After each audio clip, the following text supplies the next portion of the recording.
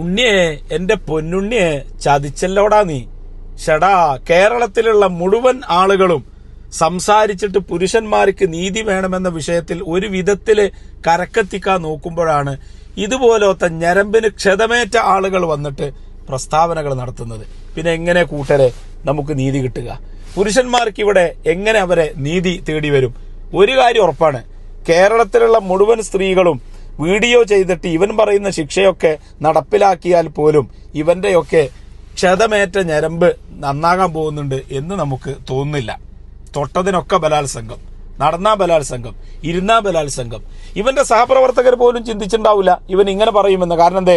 അവരൊക്കെ മാന്യമായി ദീപകിന്റെ വിഷയത്തിൽ പ്രതികരിച്ചവരാണ്. കുറ്റം ചെയ്ത പെണ്ണിനെ പരമാവധി ശിക്ഷിക്കപ്പെടണം എന്നത് നമ്മളൊക്കെ പറയുന്ന കാര്യമാണ്. ഉണ്ണിയെ, ഒരു കാര്യം ശ്രദ്ധിച്ചാൽ നല്ലതാണ്. ഈ വിഷയം പറഞ്ഞിട്ട് സ്ത്രീകളുടെ അടുത്തേക്ക് ചെന്നാലേ കൂട്ടാന്നുറുക്കണ കത്തി ഉണ്ടാവും അവരുടെ അടുക്കല്.